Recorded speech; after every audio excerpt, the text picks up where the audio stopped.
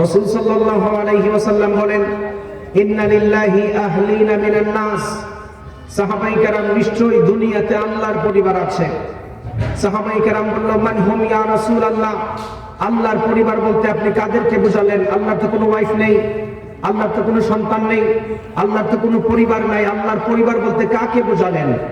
রাসূল সাল্লাল্লাহু আলাইহি ওয়াসাল্লাম বলেন, হুম আহলুল কুরআনি ওয়া আহলুল্লাহি ওয়া খাসসাতুহু। সাহাবায়ে কেরাম শুনে নাও, দুনিয়ার মধ্যে কোরআনওয়ালা, যারা কোরআনকে ভালোবাসে, যারা কোরআনকে মহব্বত করে, কোরআন শিক্ষা দেয়, কোরআন শিক্ষা করে, কোরআন শোনার ব্যবস্থা করে, তারা সবাই আল্লাহর পরিবার। সুবহানাল্লাহ বলেন। এই হাদিস থেকে বোঝা যায় আজকে আপনারা যারা এই প্যান্ডেলের মধ্যে বসে আছেন, আল্লাহর পরিবার। যারা কথা বলতেছেন তারা আল্লাহর পরিবার।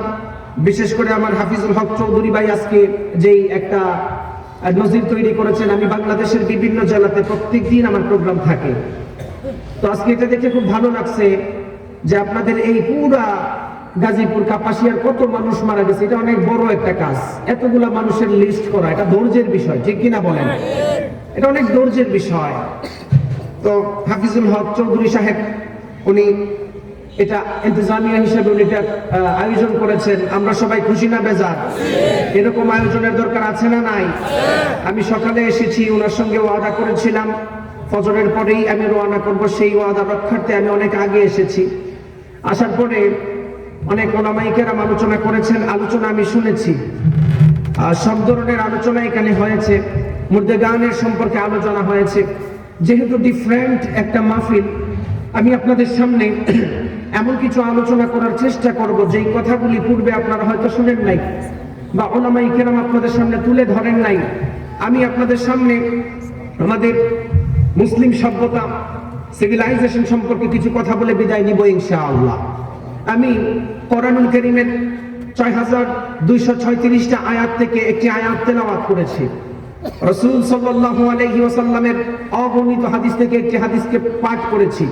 এই আয়াত এবং হাদিসকে সামনে রেখেই তাফসীরে ইলমি, ইজাজে ইলমির আলোকে কথা বলবো। আপনি প্রশ্ন করবেন, হুজুর তাফসীরে ইলমি কাকে বলে, ইজাজে ইলমি কাকে বলে? এই যে বাংলাদেশের বর্তমান ধর্মীয় উপদেষ্টা ডক্টর আফম খালেদ হুসাইন হাফিজাহুল্লাহ, ওনাদের কাছে আমি বিশ্ববিদ্যালয়ে তাফসীর বির রায় পড়েছি। তো তাফসীর বির রায় পড়তে গিয়ে তাফসীরে ইলমি কাকে বলে, ইজাজে ইলমি কাকে বলে আমাদেরকে শিখিয়েছেন। তাফসীরে ইলমি বলা হয় বিজ্ঞানের বিশুদ্ধ দর্শনের আলোকে কোরআনের ব্যাখ্যা করা। তাফসীরে ইলমি বলা হয় বিজ্ঞানের বিশুদ্ধ দর্শনের আলোকে কোরআনের ব্যাখ্যা করা। বিজ্ঞানের বিশুদ্ধ দর্শনের আলোকে কোরআনের ব্যাখ্যা করতে গিয়ে দুনিয়াতে যদি কোনো অলৌকিকতা প্রকাশ পায়, তাকে ইজাজে ইলমি বলে। সুবহানাল্লাহ পড়েন। আমি আপনাদের সামনে, যেহেতু এখানে কোরআন থেকে কথা হয়েছে, মুর্দে গানের কথা হয়েছে, আমি শুনেছি মা বাবার খেদমতের কথা হয়েছে, সমস্ত আলোচনা হয়েছে, শুধু একটা আলোচনা গ্যাপ। এই আলোচনাটা আমি করে পূরণ করতে চাই। সবাই বসবেন তো ইনশাআল্লাহ? আরো জোরে বলেন ইনশাআল্লাহ। আমি আপনাদের সামনে, যেহেতু আপনি মুসলিম, আমি মুসলিম, আপনি কনভার্টেড মুসলিম নয়। আমি কুল্লু মাউলুদিন ইউলাদু আলাল ফিতরাতিল ইসলাম। আপনার বাবা মুসলিম হওয়ার কারণে আপনি মুসলমান হয়েছেন। আপনি খ্রিস্টান, আপনার বাবা মুসলিম হওয়ার কারণে মুসলমান হয়েছে। খ্রিস্টানের ঘরে সন্তান জন্ম হওয়ার কারণে খ্রিস্টান হয়েছে। আপনার মা মুসলিম হওয়ার কারণে আপনি মুসলিম হয়েছেন। আপনার জানার দরকার ছিল পৃথিবীতে প্রায় ৪৩০০ প্রকারের ধর্ম আছে। কত প্রকার? আরো জোরে বলেন। ৪৩০০। এই ৪৩০০ প্রকার ধর্মের, বিভিন্ন ধর্মের মানুষ তাদের বিভিন্ন আলাদা আলাদা এক একটা গাইডলাইন অনুযায়ী চলাফেরা করে। আপনি আল্লাহর শ্রেষ্ঠ সৃষ্টি, অবশ্যই মানুষ যদি চলতে চায় কোরআনের বাহিরে চলা সম্ভব নয়, ঠিক কিনা বলেন? কোরআন সারা পৃথিবীর অন্যান্য ধর্মগ্রন্থের চাইতে সবচাইতে দামি হওয়ার অন্যতম কারণ হচ্ছে Quran is a book that is most read in this world. Quran এমন এক কিতাব, যেই কিতাব সারা পৃথিবীর অন্যান্য ধর্ম বইয়ের চাইতে সবচাইতে বেশি তেলাওয়াত করা হয়েছে। বলেন সুবহানাল্লাহ। ফর এক্সাম্পল, আপনাদেরকে উদাহরণ দিই, যারা মহাকাশ নিয়ে গবেষণা করে, আধুনিক জ্যোতির্বিজ্ঞানীদের দাবি অনুযায়ী পৃথিবীর আহ্নিক গতি, বার্ষিক গতি, ঘূর্ণায়মানের ক্ষেত্রে সারা পৃথিবীতে একটা টাইমের ব্যবধান আছে। টাইমের ব্যবধান থাকার কারণে বাংলাদেশে এখন 2:30 বাজে। ইউনাইটেড স্টেট অফ আমেরিকার দিকে তাকাবেন, সেখানে এখন দিনের বেলা। বাংলাদেশের টাইমের সাথে যদি আপনি ইংল্যান্ডের টাইম মিলাতে চান, ইংল্যান্ডের সঙ্গে বাংলাদেশের টাইম মিলানো যাবে না। বাংলাদেশের সাথে যদি আপনি ফিনল্যান্ডের টাইম মিলাতে চান, টাইমের ব্যবধান খুঁজে পাবেন। বাংলাদেশের সাথে যদি পাশের দেশ ভারতের টাইম মিলাতে চান, টাইমের ব্যবধান পাবেন।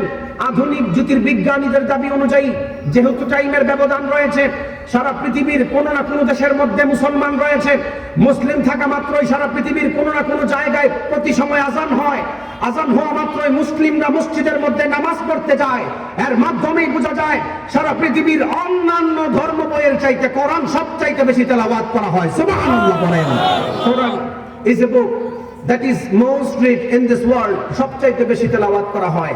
এই কোরআন সারা পৃথিবীর অন্যান্য ধর্ম বইয়ের চাইতে সবচাইতে দামি হওয়ার অন্যতম কারণ হচ্ছে এই কোরআন এমন এক কিতাব, যেই কিতাব ছাপাখানায় সবচাইতে বেশি ছাপা হয়েছে। সুবহানাল্লাহ পড়েন।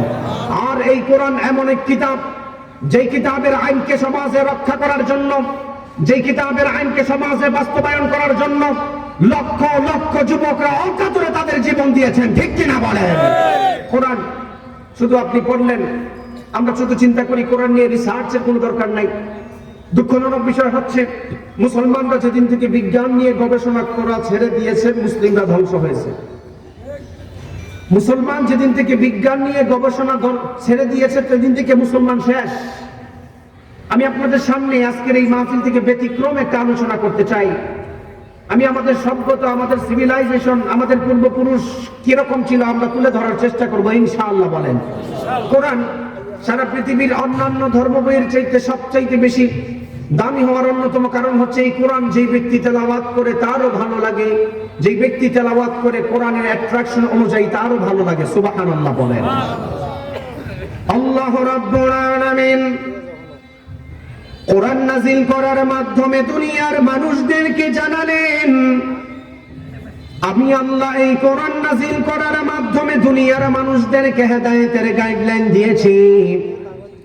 যেই মানুষগুলি দুনিয়ার মধ্যে কোরআন পড়া অবস্থায়, কোরআন পাওয়া অবস্থায় কোরআনের আইন অনুযায়ী দুনিয়ার মধ্যে চলাফেরা করবে, রব্বুল আলামিন ওই মানুষদেরকে জান্নাতের রাস্তার মধ্যে ঢুকায়া দিবেন। আর যেই মানুষগুলি দুনিয়ার মধ্যে কোরআন পাওয়ার পরে কোরআনকে মানে না, যেই মানুষগুলি দুনিয়ার মধ্যে হাদিস পাওয়ার পরে হাদিসকে মানে নাই, রব্বুল আলামিন ওই মানুষদেরকে জাহান্নামের মধ্যে ঢুকায়া দিবেন।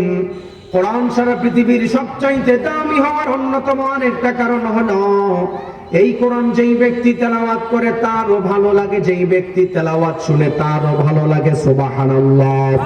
আপনাদেরকে একটা উদাহরণ দিলে আপনারা বুঝতে পারবেন।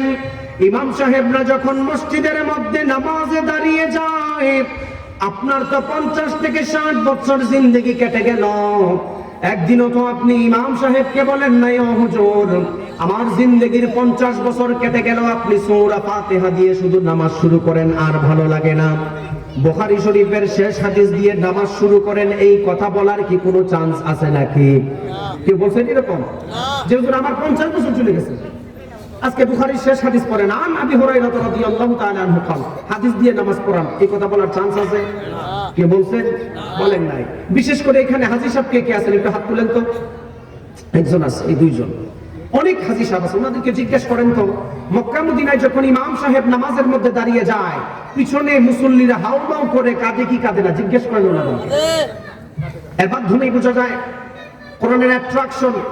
কোন মানুষ কোরআন তেলাওয়াত করে তারও ভালো লাগে, যেই ব্যক্তি তেলাওয়াত শুনে তারও ভালো লাগে। সুবহানাল্লাহ। সুবহানাল্লাহ। আল্লাহ রাব্বুল আলামিন কোরআন নাযিল করার মাধ্যমে দুনিয়ার মানুষদেরকে জানালেন, কোরআন অবস্থায় যেই মানুষগুলি কোরআনের আইন অনুযায়ী দুনিয়ার মধ্যে চলাফেরা করবে, রব্বুল আলামিন ওই মানুষদেরকে সম্মানিত বানায়া দিবেন। বিশ্বনবী সাল্লাল্লাহু আলাইহি ওয়াসাল্লাম বুখারীর বর্ণনায় সাহাবায়ে কেরামদেরকে জানালেন, মান ক্বারাআ হারফান মিন কিতাবিল্লাহি ফালাহু হাসানা ওয়াল হাসানাতু বিআশরি আমসালিহা।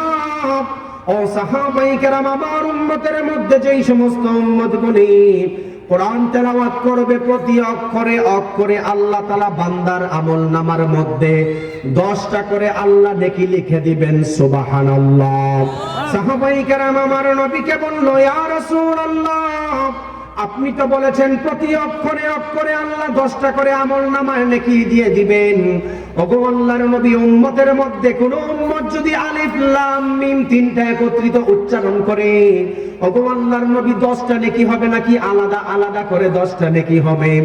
আপনি জানলে অবাক হবেন। আল্লাহর নবী সাহাবায়ে কেরামদেরকে জানানো, আমার উম্মতের মধ্যে যেই সমস্ত উম্মতগুলি কোরআন তেলাওয়াত করে, আলিফ শব্দ উচ্চারণ করার কারণে আলাদা 10টা নেকি দিবে, লাম উচ্চারণ করার কারণে আলাদা 10টা নেকি দিবে, মিম উচ্চারণ করার কারণে আল্লাহ তাআলা আলাদা 10টা নেকি দিবে। আলিফ লাম মিম উচ্চারণ করার কারণে আল্লাহ বান্দার আমলনামায় 30টা নেকি দান করবেন। সুবহানাল্লাহ। এই কোরআন সারা পৃথিবীর মধ্যে দামি হওয়ার অন্যতম আরেকটা কারণ হলো, বিশ্ব নবী সাল্লাল্লাহু আলাইহি ওয়াসাল্লাম জানালেন, ইকরাউল কুরআন ফাইন্নাহু ইয়াতি ইয়াউমাল কিয়ামাতি শাফিআন লিআসহাবিহি। ও সাহাবায়ে কেরাম, উম্মতের মধ্যে যেই সমস্ত উম্মতগুলি কোরআন তেলাওয়াত করবে, কোরআনকে ভালোবাসবে, কোরআন তেলাওয়াত করা অবস্থায় দুনিয়া ত্যাগ করবে, আল্লাহ তাআলা যখন লেভেল প্লেইং ফিল্ড হাসরের ময়দান কায়েম করবে, হাসরের ময়দানে কোরআন বান্দার জন্য স্বয়ং আল্লাহর কাছে সুপারিশ করতে থাকবে। ওগো আল্লাহ, বান্দাকে জান্নাত দেন, না হয় আমি সুপারিশ বন্ধ করব না। সুবহানাল্লাহ। রাসূল সাল্লাল্লাহু আলাইহি ওয়াসাল্লাম বলেন, তিরমিজির বর্ণনায়, ইন্না লিল্লাহি আহলিনা মিনান নাস, নিশ্চয়ই দুনিয়াতে আল্লাহর পরিবার আছে। সাহাবায়ে কেরাম বলল, ইয়া রাসূলুল্লাহ, আল্লাহর তো স্ত্রী নেই, সন্তান নেই, তাদেরকে আল্লাহর পরিবার বলে? নবী যখন সাহাবায়ে কেরামদেরকে আল্লাহর পরিবারের কথা জানালেন, সাহাবায়ে কেরাম বলল, মান হুম ইয়া রাসূলুল্লাহ, আল্লাহর পরিবার কারা? আল্লাহর তো কোনো স্ত্রী নাই, সন্তান নাই, আল্লাহর পরিবার কাকে বানালেন? আপনি জানলে অবাক হবেন। বিশ্ব নবী সাল্লাল্লাহু আলাইহি ওয়াসাল্লাম 1450 বছর আগে উম্মতদেরকে জানিয়েছেন, যেই সমস্ত উম্মতগুলি কোরআনকে ভালোবাসবে, যেই সমস্ত উম্মতগুলি কোরআন তেলাওয়াত করবে, মহব্বত করবে, কোরআন শোনার ব্যবস্থা করবে, কোরআন শিক্ষার ব্যবস্থা করবে, তারাই হলো দুনিয়ার মধ্যে আল্লাহর পরিবার হয়ে যাবে। সুবহানাল্লাহ। এই কোরআন সারা পৃথিবীর মধ্যে দামি হওয়ার অন্যতম আরেকটা কারণ হলো, আপনি তো সন্তানদেরকে কোরআন শিক্ষা দিতে চান না। আপনি চিন্তা করেন, কোরআন শিখলে হয়তো আপনার সন্তান দুনিয়ার আধুনিকতা সম্পর্কে কিছু জানবে না। আপনি চিন্তা করেন, কোরআন শিখলে হয়তো দুনিয়ার বিজ্ঞান সম্পর্কে আপনার সন্তান দুনিয়ার মধ্যে কিছু জানবে না। আপনি চিন্তা করেন, মাদ্রাসায় শিক্ষা দিলে আপনার সন্তান ব্যাকডেটেড হয়ে যাবে, কাঠমোল্লা হয়ে যাবে। আরে মিয়া, শুনে রাখেন, বিজ্ঞানের অধিকাংশ উন্নতি কোরআন থেকেই সোর্স নিয়ে করেছেন। সুবহানাল্লাহ। অধিকাংশ কোরআন সারা পৃথিবীর মধ্যে অন্যান্য ধর্মগুলির চাইতে সবচাইতে দামি হওয়ার অন্যতম কারণ হচ্ছে, there is no contradiction between the holy book Quran and science. Quran এবং আধুনিক বিজ্ঞানের মধ্যে কোনো দ্বন্দ্ব নেই, বরং বিজ্ঞান যত উন্নত আর বিকশিত হচ্ছে, কোরআনের কাছে তত ভিক্ষার থলি নিয়ে দাঁড়িয়ে যাচ্ছে। ঠিক কিনা বলেন? আল্লাহ রাব্বুল আলামিন ১৫০০ বছর আগে কোরআনুল কারীমের সূরাতুল আম্বিয়া এর ৩০ নম্বর আয়াতে বিগ ব্যাং থিওরির ফর্মুলা আল্লাহ দিয়েছেন। সুবহানাল্লাহ বলেন। আল্লাহ রাব্বুল আলামিন কোরআন নাযিল করার মাধ্যমে দুনিয়ার সমস্ত কিছুর সমাধান দিলেন। আপনি তো বিজ্ঞান উন্নত হওয়ার কারণে চিন্তা করেন কোরআন হয়তো পুরাতন কিতাব। আপনি চিন্তা করেন বিজ্ঞান উন্নত হওয়ার কারণে, আপনি চিন্তা করেন আধুনিক শিক্ষা হয়তো আপনি শিখে ফেলেছেন। আর মেয়ে, বিগ ব্যাং থিওরির কথা মাত্র কয়েকশো বছর আগে হয়তো আপনারা জেনেছেন, হয়তো কয়েক বছর আগে জেনেছেন। অথচ রব্বুল আলামিন কোরআনুল কারীমের সূরাতুল আম্বিয়া এর 30 নম্বর আয়াতে আল্লাহ সুন্দর করে জানালেন, আওয়ালাম ইয়ারাল্লাযীনা কাফারু আন্নাস সামাওয়াতি ওয়াল আরদা কানাতা রাতকান ফাফাতাকনাহুমা। আল্লাহ রাব্বুল আলামিন এই আয়াতের মধ্যে দুনিয়ার কাফির মুশরিকদেরকে জানালেন, দুনিয়ার কিছু কাফির মুশরিক ছিল যারা পুনরুত্থানকে বিশ্বাস করত না। আবার দুনিয়ার কিছু মানুষ ছিল, কাফের মুশরিক ছিল, পৃথিবী সৃষ্টির ইতিহাস বিশ্বাস করত না। রব্বুল আলামিন জানালেন, কাফের মুশরিকরা কি তাকায় দেখে না আসমান জমিন সমস্ত কিছু একত্রিত যখন ছিল, আমি আল্লাহর অর্ডারের কারণে সব আলাদা আলাদা হয়ে গিয়েছে। সুবহানাল্লাহ। আপনি যেই বিগ ব্যাং থিওরি নিয়ে সমাজের মধ্যে আপনি বড়াই করেন, আপনি জানলে অবাক হবেন। রব্বুল আলামিন সূরাতুল হামিম সাজদায়ের 14 নম্বর আয়াতে মানুষদেরকে দুনিয়ার সৃষ্টির ইতিহাস জানালেন। আল্লাহ রাব্বুল আলামিন বললেন, ফুম্মাস্তাওয়া ইলাস সামাই ওয়া হিয়া দুখানুন ফাকালা লাহা ওয়া লিল আরদি ইতিয়া তাওআন আও কারহা قالتا أتينا طائعين। আল্লাহ রাব্বুল আলামিন এই আয়াতের মধ্যে পৃথিবী সৃষ্টির ইতিহাসটা আরো সুন্দর করে জানালেন। আপনি তো মনে করেন বিগ ব্যাং হওয়ার কারণে সবকিছু আলাদা আলাদা হয়ে গিয়েছে। ইমাম ফখরুদ্দিন রাজি রহমতুল্লাহ আলাইহি বলেন, আসমান জমিন গ্যালাক্সি নেহারিকা পুঞ্জ সবকিছু কানা শাইআন ওয়াহিদাম মিন গাজ, গ্যাসীয় কণার মতো ছিল। গ্যাসের আরবি শব্দ হচ্ছে গাজ, গ্যাসীয় কণার মতো ছিল। আল্লাহ তাআলা সূরাতুল হামিম সাজদায়ের মধ্যে জানানো, আসমান জমিন একত্রিত যখন ছিল, আমি আল্লাহ আসমানের দিকে মনোনিবেশন করার কারণে, জমিনের দিকে মনোনিবেশন করার কারণে ইচ্ছায় অনিচ্ছায় আলাদা আলাদা হয়ে গিয়েছে। সুবহানাল্লাহ। ইচ্ছায় অনিচ্ছায় আল্লাহ অর্ডার করেছেন। আল্লাহর অর্ডার কেন বলেছিলাম? কোরআন সারা পৃথিবীর মধ্যে সবচাইতে দামি হওয়ার অন্যতম একটি কারণ হচ্ছে আধুনিক বিজ্ঞানের সঙ্গে কোনো দ্বন্দ্ব নেই। অন্যতম আরেকটা প্রমাণ দেই, আমাদের বিজ্ঞানীরা ঠেলাঠেলি করার পর যেই তত্ত্ব মাত্র কিছুদিন আগে দিয়েছেন, সূর্য ঘুরে নাকি পৃথিবী ঘুরে, ঠেলাঠেলি বিজ্ঞানের শেষ নেই। আপনি জানলে অবাক হবেন, বিজ্ঞান 1900 সালে যেই কথা বলে 2024 সালে এটা চেঞ্জ হয়ে যায়, ঠিক কিনা বলেন? আজকে যে কথা বলছে বিজ্ঞান, এই কথাটা সন্ধ্যাবেলাও চেঞ্জ হতে পারে কি পারে না? কিন্তু আল্লাহ তাআলা 1000 বছর আগে যেই কিতাব নাজিল করেছেন, শুরু থেকে শেষ পর্যন্ত কিয়ামত হয়ে যাবে, একটা অক্ষরও চেঞ্জ হবে না। সুবহানাল্লাহ বলেন। আল্লাহ রাব্বুল আলামিন কোরআন নাজিল করার মাধ্যমে সমস্ত কিছুর সমাধান দিয়েছেন। এর অন্যতম আরেকটা উদাহরণ আপনাদের সমাজের মধ্যে দিলে ভালো করে বুঝতে পারবেন। বিজ্ঞান উন্নত হওয়ার কারণে সূর্য ঘুরে নাকি পৃথিবী ঘুরে হয়তো কিছুদিন আগে সমাধান দিয়েছেন। আপনি জানলে অবাক হবেন, রব্বুল আলামিন কোরআনুল কারীমের বিজ্ঞানময় সূরা সূরাতুল ইয়াসিনের মধ্যে ১৫০০ বছর আগে সূর্য ঘোরাঘুরির সমাধান আল্লাহ দিয়েছেন। সুবহানাল্লাহ।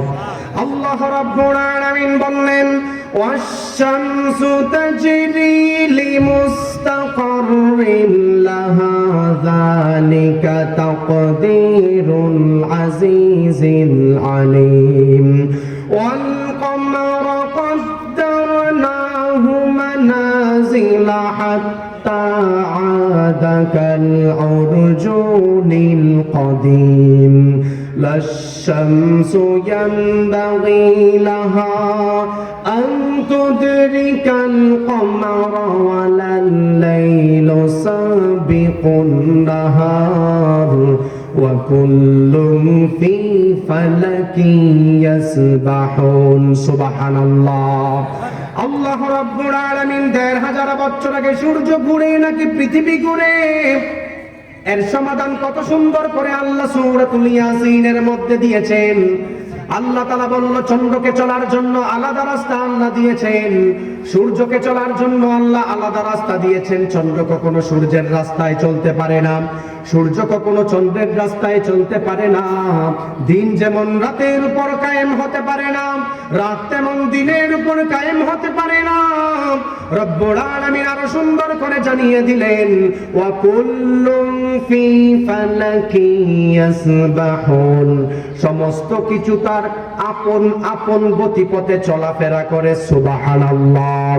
আল্লাহ রাব্বুল আলামিন বললেন, ওয়াশ-শামসু তাজরি লিমুস্তাকাররিন লাহা যালিকা তাকদীরুল আজিজিল আলীম ওয়াল কমারা কদ্দারনাহু মানাজিলা حتى عاد كالعرجون القديم لا الشمس ينبغي لها أن تدرك القمر ولا الليل سابق النهار وكل في فلك يسبحون সূর্য ঘুরে নাকি পৃথিবী ঘুরে আল্লাহ ১৫০০ বছর আগে কোরআনের মধ্যে জানিয়েছেন।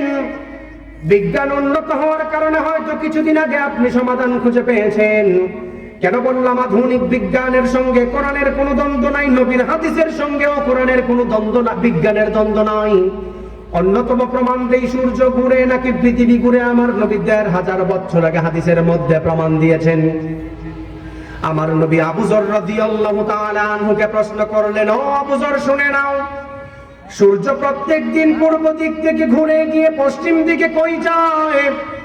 আবু যর রাদিয়াল্লাহু তাআলা আনহু আমার নবীকে বললেন, ওগো আল্লাহর নবী, সূর্য প্রত্যেক দিন পূর্ব দিক থেকে ঘুরে গিয়ে পশ্চিম দিকে কি করে আমি জানি না। আমার চাইতে আপনি এবং আল্লাহ ভালো জবাব দিতে পারেন। আল্লাহর নবী বললেন, ও আবু যর, সূর্য প্রত্যেক দিন পূর্ব দিক থেকে ঘুরে গিয়ে পশ্চিম দিকে আল্লাহর কুদরতি পায়ে সেজদা করে সুবহানাল্লাহ। পশ্চিম দিকে যায়, ঘুরে গিয়ে পশ্চিম দিকে সেজদা করে কার কাছে? আল্লাহর কাছে। আবু যর, সূর্য শুধু সেজদা দিয়ে ক্ষান্ত থাকে না, আবার বলতে থাকে, আল্লাহ আপনি আমাকে অনুমতি দেন, আমি আবার রিটার্ন করতে চাই, পূর্ব দিকে উঠতে চাই। আল্লাহ অর্ডার দেয় বিদায় আপনি সকালবেলা আবার ঘুম থেকে উঠে দেখেন সূর্য পূর্ব দিকে উঠছেন। সুবহানাল্লাহ। আবু যর, সায়াতি আলান নাসি জামান, এমন এক জামানায় মানুষ উপনীত হবে যেই জামানার মধ্যে সূর্য আর ঘুরানোর অনুমতি পাবে না। আল্লাহ তাআলা অর্ডার করবেন সূর্য পূর্ব দিকে যাওয়ার দরকার নাই, কিয়ামতের আগে পশ্চিম দিকে সূর্য উদিত হবে। কিয়ামতের আগে সূর্য যে পশ্চিম দিকে উদিত হবে আপনারা জানেন কি জানেন না? নাকি বিশ্বাস করেন না? বিশ্বাস করেন, বিশ্বাস করার দরকার। উদাহরণ দিই আপনাদেরকে।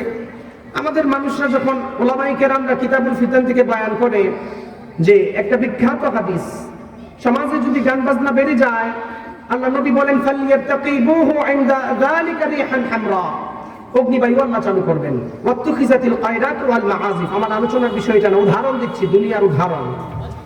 গান বাজনা বেড়ে যাওয়ার কারণে আল্লাহ বলছেন অগ্নিবায়ু চালু করবেন, নবী বলছেন। আপনি আমেরিকার লস অ্যাঞ্জেলেসের দিকে তাকান, পাপের শহর যেটাকে বলা হয়, গান বাজনা প্রমোট করে, আপনার সমকামিতা প্রমোট করে, ছেলে ছেলে সম্পর্ককে প্রমোট করে, মেয়ে মেয়ে সম্পর্ককে প্রমোট করে। ক্যালিফোর্নিয়ার একটা জায়গা লস অ্যাঞ্জেলেস। গান বাজনা অতিরিক্ত উদ্ধতা বাড়ার কারণে আল্লাহ তাআলা এমন গজব দিয়েছেন, পৃথিবীর হাই টেকনোলজিওয়ালা যেই দেশ আমেরিকা, ওইটার কবর ভেঙে গেছে। আগুন নিবাইতে পারে না, অগ্নিবায়ু চালু হয়েছে, আপনারা নেটে দেখছেন। আপনারা বলবেন হুজুর আল্লাহ তাআলা হয়তো গজব দিবে, কিভাবে দিবে? আসলে দুনিয়ার মানুষ আর মানুষ থাকতে চায় না।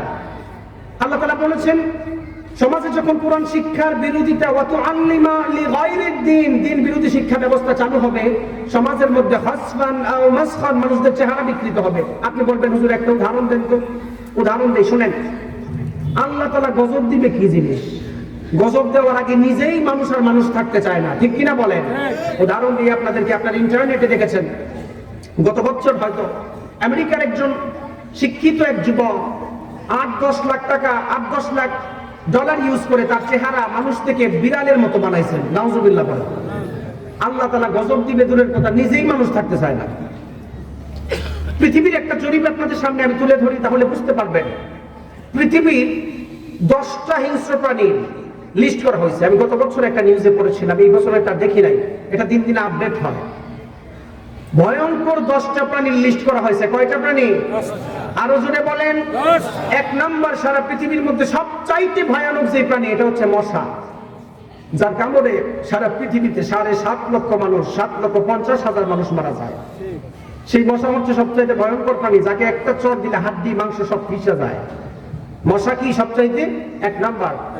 দ্বিতীয় নাম্বার, পৃথিবীর সবচাইতে ভয়ানক, সবচাইতে হিংস্র প্রাণী হচ্ছে আপনার মতো আমার মতো মানুষ, যাদের দাঙ্গা হাঙ্গামার কারণে প্রতি বছর 4.5 লক্ষ মানুষ মারা যায়। তৃতীয় নাম্বার ভয়ানক প্রাণী হচ্ছে সাপ, যার কামড়ে প্রায় 1,75,000 মানুষ সারা পৃথিবীতে মারা যায়। বিশেষ করে আফ্রিকাতে, ব্রাজিলে সবচাইতে বেশি মানুষ সাপের কামড়ে মারা যায়। পঞ্চমে হচ্ছে আপনার কুকুর, 1,50,000 মানুষ কুকুরের কামড়ে মরে। আপনি বলবেন হুজুর আলোচনা বাদ দিয়ে এই জরিপ কেন করলেন, কেন বললেন? এবার আসেন, আল্লাহ তাআলা সূরাতুত তিন নাযিল করেছেন, ওয়াত-তিন ওয়াজ-যাইতুন ওয়া তুরি সিনিনা ওয়া হাদাল বালাদিল আমিন। আল্লাহ তাআলা 3 জায়গার কসম খেয়েছেন। কসম খাওয়ার পরে বলতেছেন লাকাদ খালাকনাল ইনসানা ফি আহসানি তাকওয়িম। আমি আল্লাহ মানুষদেরকে সুন্দর স্ট্রাকচার দিয়ে বানাইছি। আমার প্রশ্ন হচ্ছে, আল্লাহ 3 জায়গায় কসম খাইছে, আপনাকে আমাকে সুন্দরভাবে বানিয়েছেন, আর দুনিয়ার পরিভাষায় হিংস্র প্রাণীদের লিস্টের মধ্যে আমরা 2য় নাম্বার। নাউজুবিল্লাহ। এটা কি হওয়ার দরকার ছিল? মানুষ তো আল্লাহর শ্রেষ্ঠ সৃষ্টি, সে তো সর্বপ্রথম থাকার কথা ছিল ভালোর দিক দিয়ে। দুনিয়ার পরিভাষায় আমরা 2য় নাম্বার কাতারে গেছি। মানুষে দাঙ্গা, একমাত্র কারণ কোরআনের আইন নিজের ভিতরে না থাকার কারণে। ঠিক কিনা বলেন? আল্লাহ রাব্বুল আলামিন কোরআন নাযিল করার মাধ্যমে সমস্ত কিছুর সমাধান দিয়েছেন। তার অন্যতম আরেকটা উদাহরণ আপনাদেরকে দিলে আরো ভালো করে বুঝতে পারবেন। বিজ্ঞান কিছুদিন আগে জানিয়েছেন, প্যারাডাইস ফসিল নামের একটা তত্ত্ব মানুষদেরকে জানিয়েছেন। প্যারাডাইস ফসিলের মিনিং হলো কোনো মানুষ মারা যাওয়ার পরে, হয়তো মারা যাওয়ার পরে যখন মানুষদেরকে কবরে রাখা হয়, বিজ্ঞানের দাবি অনুযায়ী মানুষদের অস্থিপিঞ্জর কোনো জায়গা অনেক সময় হয় লোহা এবং পাথর হয়ে যেতে পারে। আপনি জানলে অবাক হবেন, প্যারাডাইস ফসিলের তত্ত্ব বিজ্ঞান কিছুদিন আগে মাত্র মানুষদেরকে জানিয়েছেন। কেন বললাম? মুসলিমরা বিজ্ঞান চর্চা ছেড়ে দেওয়ার কারণে মুসলিমদের অধপতন হয়েছে। আপনি জানলে অবাক হবেন, রব্বুল আলামিন কোরআনুল কারীমের সূরাতুল বনী ইসরাঈলের 50 নম্বর আয়াতে মানুষদেরকে জানানো, কুল কুনু হিজারাতান আও হাদিদা। ওগো আল্লাহর নবী, আপনি মানুষদেরকে কাফের মুশরিকদেরকে জানায়া দেন, কারণ ওই সমাজের কিছু কাফের মুশরিক ছিল, পুনরুত্থানকে বিশ্বাস করতো না, আল্লাহ যে একত্রিত করবেন সেটা বিশ্বাস করতো না। কিছু মানুষ ছিল, আল্লাহ তাআলা যে নাফখাতুল কিয়াম লি রাব্বিল আলামিন, ইসরাফিল আলাইহিস সালামের সিংহা ফুৎকার দেওয়ার পর মানুষ যে কবর থেকে উঠবে, কিছু কিছু মানুষ এটা বিশ্বাস করে না। আমাদের সমাজে এরকম কিছু শিক্ষিত যুবক ভাই আছেন, কিয়ামতকে বিশ্বাস করতে চায় না, আল্লাহর কোরআনকে বিশ্বাস করতে চায় না। নাসা যদি বলে সেটাকে বিশ্বাস করে, এমন আছে না নাই? প্যারাডাইস ফসিল গুগলে সার্চ করবেন, বিজ্ঞানের দাবি প্যারাডাইস ফসিলের মিনিং হচ্ছে কোনো মানুষ মারা যাওয়ার পরে কবরে রাখার পরে তাদের হাড্ডি মাংস পাথরও হতে পারে, লোহাও হতে পারে। আল্লাহ তাআলা কোরআনুল কারীমের সূরাতুল বনী ইসরাঈলের 50 নম্বর আয়াত, কুল, হে নবী আপনি বলেন, কোন হিজারাতান আও হাদিদা, কোন মানুষ যদি চিন্তা করে তার অস্থি পিঞ্জ পচে যাওয়ার পরে তাকে তুলতে পারবো না, নবী হে আপনি তাদেরকে বলেন, তাদের অস্থি পিঞ্জ যদি পচার পরে পাথরও হয় বা লোহাও হয়, আমি আল্লাহ তাআলা সক্ষম রাখি। সুবহানাল্লাহ। আল্লাহ তাআলা কিন্তু 1500 বছর আগে ইশারা দিয়েছেন। আসলে যারা এটা নিয়ে রিসার্চ করে তারা এগুলা খুঁজে পায়। আমার খুব দুঃখ হয়, আমাদের আলেম সমাজ, আমাদের যুবক সমাজ এখন বিজ্ঞান চর্চা থেকে দূরে চলে গিয়েছেন। আপনাদেরকে একটু উদাহরণ দিলে বুঝতে পারবেন। আমাদের বিশ্ববিদ্যালয়ে একটি কিতাব পড়ানো হয়, আল কোরআন ওয়াল মুস্তাশরিকুন। প্রফেসর ডক্টর রশিদ জাহিদ হাফিজাহুল্লাহ একটি বই পড়ায় আমাদেরকে, আল কোরআন ওয়াল মুস্তাশরিকুন। এর মিনিং হচ্ছে, আমাদের সমাজের কিছু মানুষ আছে ওরিয়েন্টালিস্টদেরকে বিশ্বাস করে। ওরিয়েন্টালিস্টের বাংলা কি? ওরিয়েন্টালিস্টের বাংলা হচ্ছে প্রাচ্যবাদ, আরবিতে যাকে মুস্তাশরিকিন বলে। আমি কেন বললাম আপনার কোরআন রিসার্চ করার দরকার, আমার কোরআন নিয়ে রিসার্চ করার দরকার? কেন বলতেছি? আজকের এই তাফসীর থেকে, আজকের এই দুয়ার মাহফিল থেকে আমাদের জানার দরকার আছে না নাই? খারাপ লাগতেছে আপনাদের? যদি না বুঝেন আমাকে বলিয়েন। এই কিতাবটা পড়তে গিয়ে দেখলাম 1802 সাল বা 1900 সালে 2 জন লেখক, এই সমাজের কিছু যুবক ভাই আছেন, ওরিয়েন্টালিস্টদের বই পড়েন, পড়ার পরে কোরআনকে যাচাই করতে চায়। ওই জামানার 2 জন ব্যক্তি, জোসেফ শার্ট, গোল্ডজিহেড, ওনারা বই লিখেছেন। ওনাদের সিরিজ পড়বেন, origin of Muhammadan jurisprudence, aspect of Islamic civilisation, mister Arberry Nicholson, এদের লেখা বই পড়বেন। এরা জন্মগতভাবে একজন ইহুদি। এরা বই লিখেছেন রাসূল সাল্লাল্লাহু আলাইহি ওয়াসাল্লামের জীবন নিয়ে। ওনারা বই লিখেছেন রাসূল সাল্লাল্লাহু আলাইহি ওয়াসাল্লামের রাজনীতি নিয়ে। ওনারা বই লিখেছেন রাসূল সাল্লাল্লাহু আলাইহি ওয়াসাল্লামের জিহাদ নিয়ে। গোল্ডজিহের বই লিখতে গিয়ে তুলে ধরেন যে নবীর মতো আর নবী দুনিয়াতে আসবে না। সুবহানাল্লাহ করেন। এই বই যখন আপনি পড়বেন, পড়ার পরে প্রথমে আপনি সুবহানাল্লাহ সুবহানাল্লাহই পড়বেন, কিন্তু মধ্যখানে গেলে নাউজুবিল্লাহ ছাড়া আর কিছু খুঁজে পাবেন না। আমাদেরকে ইউনিভার্সিটিতে এটা পড়াইছেন যারা ওরিয়েন্টালিস্ট, আসলেই তো তাফসীর করার ক্ষেত্রে আস-সাকাফাতুল ইলমিয়াতুল মুআতারা দরকার।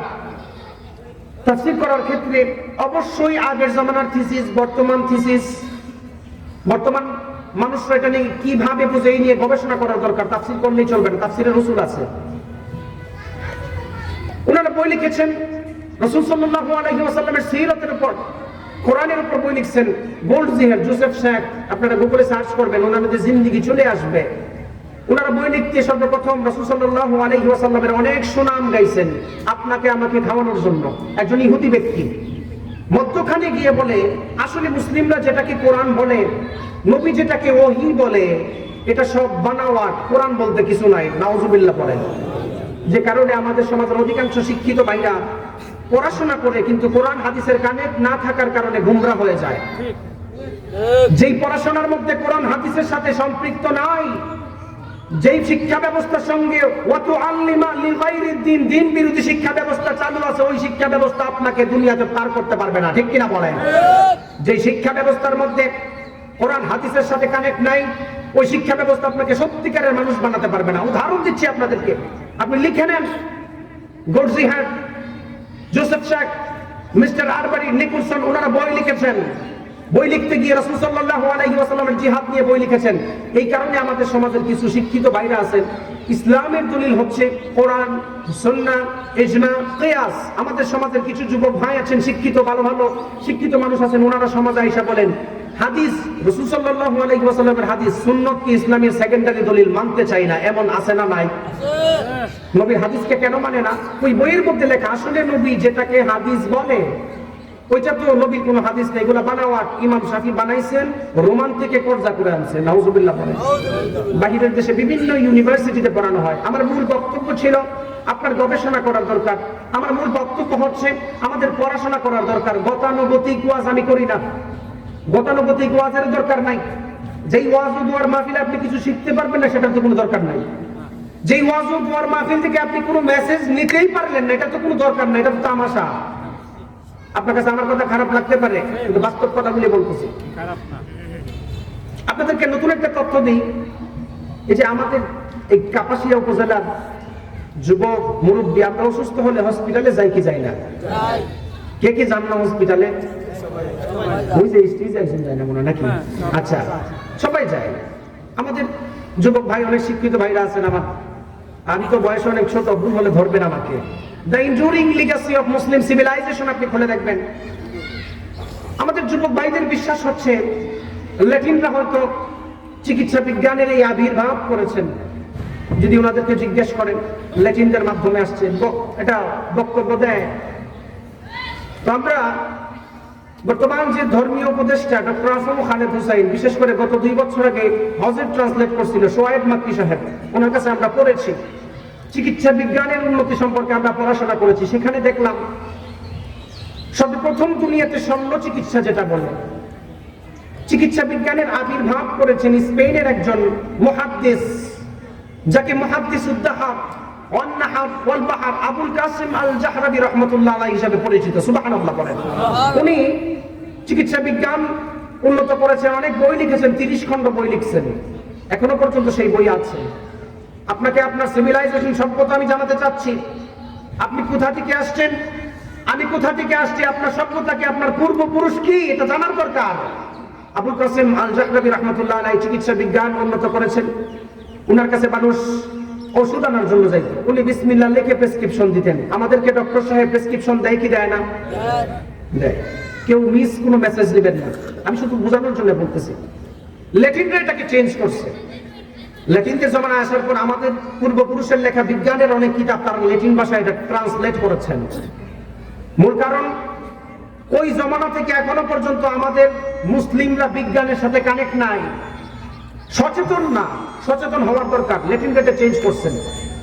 আমরা যখন হসপিটালে যাই, আমাদের ঘাড়ের সমস্যা, ব্রেইনের সমস্যা, কোমরের সমস্যা, পায়ের সমস্যা, ডক্টর সাহেব আমাদেরকে ওষুধ দেয় কি দেয় না?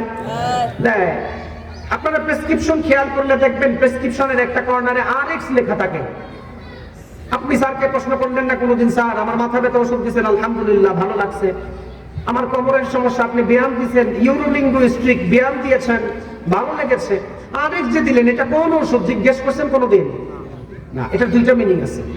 কেউ মিস কোন মেসেজ আমার থেকে নেবেন না, দুইটা মিনিং। কয়টা? এক নম্বর, আমাদের ডক্টর সাহেবদেরকে জিজ্ঞেস করবেন আরেক দিয়ে হচ্ছে এই নিন, এটা ওনাদের দাবি। দ্বিতীয় নম্বর, আরেকটা তথ্য আছে, এটা গুগলে সার্চ করলে পাওয়া যায় যে আরএক্স এর মিনিং হচ্ছে ল্যাটিনদের ওই জামানার, পূর্বের জামানার মিশরীয় গ্রিক দেবীকে অনুসরণ করা, যে গ্রিক দেবীকে অনুসরণ করলে তাদের আকীদা হচ্ছে তারা আর কোনোদিন অসুস্থ হবে না। নাউজুবিল্লাহ পড়েন। নাউজুবিল্লাহ। সুস্থতা দেওয়ার মালিক কে? আল্লাহ। অসুস্থতা দেওয়ার মালিক কে? আল্লাহ। আমি কেন এই কথাটা বললাম? আমার বাংলাদেশের মুসলিম ডক্টর, এমবিবিএস, এফসিপিএস, এফআরসিএস এর ডক্টরই জানে আলহামদুলিল্লাহ। আমার দেশের ইঞ্জিনিয়ার আমার জন্য গর্ব, আমার দেশের বিসিএস ক্যাডার আমাদের জন্য গর্ব, আমার দেশের শিক্ষিত সমাজ আমার জন্য গর্ব। আজকের এই ওয়াজ ও দুয়ার মাহফিল থেকে আমার মূল একটাই বক্তব্য থাকবে, আমরা আমাদের ঐতিহ্যে ফিরে যাব। আমাদের মুসলিম ডাক্তাররা যখন চিকিৎসার জন্য প্রেসক্রিপশন লিখবেন, পূর্বের জমানার বিসমিল্লাহর ঐতিহ্যকে ফিরাইয়া আরএক্স কে বর্জন করে বিসমিল্লাহ দিয়ে প্রেসক্রিপশন দেওয়া চাই, ঠিক কি না বলেন? আমরা এটা চাই। খ্রিস্টান ডক্টর কি দিল আমার দেখার বিষয় না, ইহুদি ডক্টর কি দিল আমার দেখার বিষয় না, বুদ্ধ ডক্টর কি দিল আমার দেখার বিষয় না।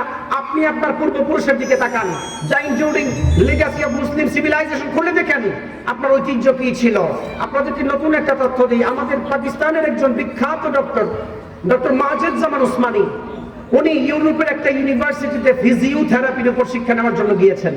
ফিজিওথেরাপির উপর শিক্ষা নিতে গিয়ে দুইজন ডক্টর ওনার আন্ডারে, ওনাদের কাছে পড়ছেন উনি। একজন হচ্ছে স্মিথ অ্যান্ড্রিস, চার্লস ফাকনার। ওনাদের কাছে যাওয়ার পরে ডক্টর মাজেদ জামান উসমানী বলতেছেন, ওনার লেখা বইটা আমি পড়েছি, পড়তে গিয়ে দেখলাম ডক্টর মাজেদ জামান উসমানী এমন এক তথ্য দিয়েছেন, আমি কেন বললাম ইউরোলিঙ্গুইস্টিক।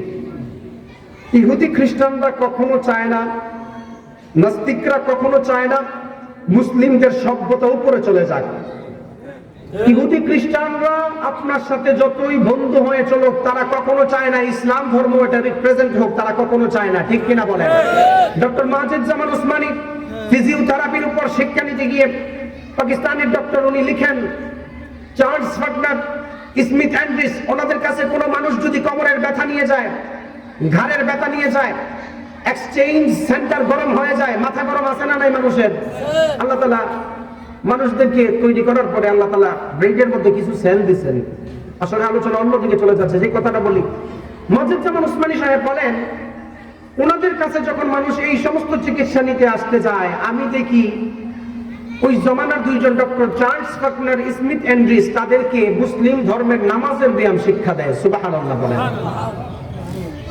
কেন বললাম ইহুদি খ্রিস্টানরা আমাদের ঐতিহ্যকে উপরে উঠবে, এটা তারা চায় না।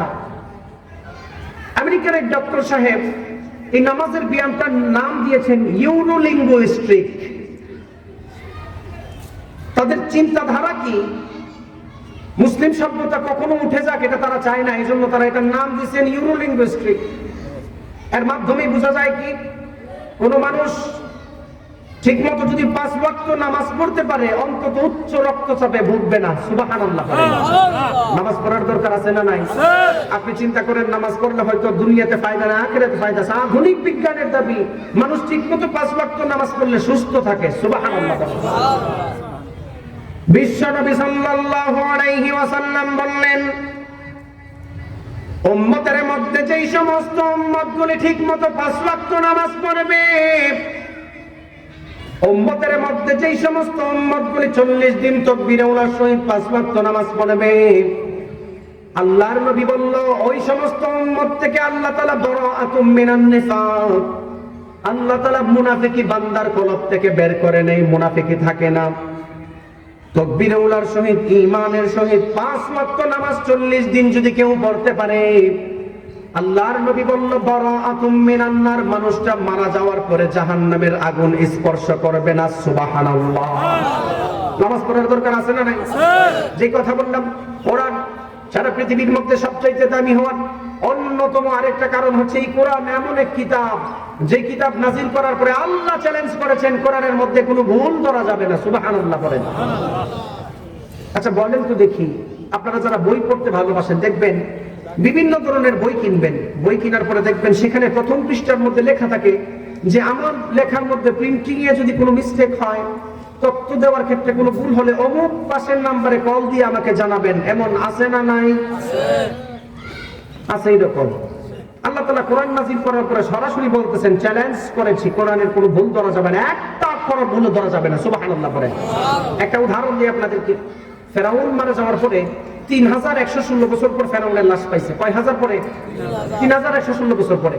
কোরআনুল কারীমের 114টা সূরা থেকে আল্লাহ তাআলা 44টা সূরার মধ্যে ফেরাউনের কথা আনছেন। এর মানে মনে হয় ফেরাউন আল্লাহর ওলি। আমাদের চোখ টাকা দিকে তো আমার সুবিধা লাগতেছে না। 114টা সূরার মধ্যে আল্লাহ তাআলা 44 সূরার মধ্যে ফেরাউনের কথা আনছেন। কোরআনুল কারীমের 6236টা আয়াতের মধ্যে 532 আয়াতের মধ্যে আল্লাহ ফেরাউনের কথা বলছেন। এর মানে মনে হয় ফেরাউন অনেক ভালো মানুষ। কি বলেন আপনারা? ভালো না। কেন 3116 বছর পর ফেরাউনের লাশ পাইছে? কেন আল্লাহ তাআলা 44 সূরার মধ্যে ফেরাউনের তথ্য দিবেন? কেন আল্লাহ তাআলা 532 আয়াতের মধ্যে ফেরাউনের তথ্য দিবেন? এই নিয়ে আপনার প্রফেসর ডক্টর মরিস বুকাইলি, ফ্রান্সের একজন সার্জন, উনি চিন্তা করছেন এত বছর আগের ইতিহাস, এই কিছুদিন আগে কোরআন নাযিল হয়েছে, তার মধ্যে কিভাবে আসলো? অবশ্যই কোরআনে ভুল আছে। নাউজুবিল্লাহ বলেন। নাউজুবিল্লাহ। আপনারা দেখবেন ফ্রান্স ওয়ামিত্রার জামানায়, ফ্রান্সের প্রেসিডেন্ট যখন ফ্রান্স ওয়ামিত্রা ছিল, উনি মিশরের প্রেসিডেন্টকে বলেছিলেন আপনার দেশ থেকে ফেরাউনের লাশ একটু পাঠান দেশে। দেখেন প্যারিসে একবার পাঠাইছিলেন। প্রফেসর ডক্টর মরিস বুকাইলি কোরআনের ভুল ধরার জন্য উনি ফেরাউনের লাশকে নিয়ে প্রত্নতাত্ত্বিক গবেষণা চালিয়েছেন। কোরআন দাবি করেছেন ফেরাউন পানিতে পড়ে মারা গেছে। প্রফেসর ডক্টর মরিস বুকাইলি বলে এত আগের ইতিহাস এত করে আসছে, কিভাবে সম্ভব? অবশ্যই কোরআনে কোনো ভুল আছে। সে প্রত্নতাত্ত্বিক ভাবে রিসার্চ করে দেখেন, সত্যিই কোরআনের তথ্য সত্য। সুবহানাল্লাহ বলেন। আল্লাহ রাব্বুল আলামিন কোরআন নাযিল করার মাধ্যমে দুনিয়ার মানুষদেরকে জানালেন। কোরআন নাযিল করার পরে আল্লাহ চ্যালেঞ্জ করে বললেন কোরআনের মধ্যে কোনো ভুল ধরা যাবে না, কোনো ভুল নাই। আল্লাহ চ্যালেঞ্জ করেছেন। প্রফেসর ডক্টর মরিস বুকাইলি মনে মনে চিন্তা করেছিল, যদি কোরআনের মধ্যে কোনো ভুল ধরতে পারি তাহলে মুসলিমকে আমরা একটু সুন্দর করে সরাইয়া দিতে পারবো। ফেরাউনের লাশ নিয়ে রিসার্চ করে দেখলেন সত্যিই কোরআনের তথ্য সত্য। ফেরাউনের লাশ নিয়ে রিসার্চ করার পরে প্রফেসর ডক্টর মরিস বুকাইলি চিন্তা করলেন, কোরআন তো যেহেতু আরবি ভাষায় নাজিল হয়েছে, কোরআনকে কয়েক ভাষায় ট্রান্সলেট করলে হয়তো ভুল ধরা যাবে। আপনারা কি বলেন, সম্ভব? সম্ভব না। উনি ফ্রান্সিস ভাষায় কোরআনকে ট্রান্সলেট করছে, ইচ্ছা মতো করছে। করে দেখছেন না কোরআনে তো কোনো ভুল নাই। উনি চিন্তা করছেন, না ঠিক আছে, ফ্রান্সের ভাষায় যেহেতু ভুল নাই, অবশ্যই ইংলিশ ভাষায় ভুল আছে। কি বলেন? ভুল আছে ইংলিশ ভাষায় কোরআন ট্রান্সলেট করলে? আপনারা বুঝেন নাই। ফ্রান্সের ভাষায় উনি কোরআন ট্রান্সলেট করার পরে ভুল পান নাই। উনি মনে মনে চিন্তা করছে ইংরেজি ভাষায় এটাকে ট্রান্সলেট করে হয়তো কোনো ভুল ধরা যাবে না। Professor doctor Morris Bucaille English ভাষায় কোরআনকে ট্রান্সলেট করার পর কোরআনকে রিসার্চ করলেন। কোরআন পড়ার পরে দেখেন ইংলিশ ভাষায় কোরআন ট্রান্সলেট করে কোনো ভুল ধরতে পারেন নাই।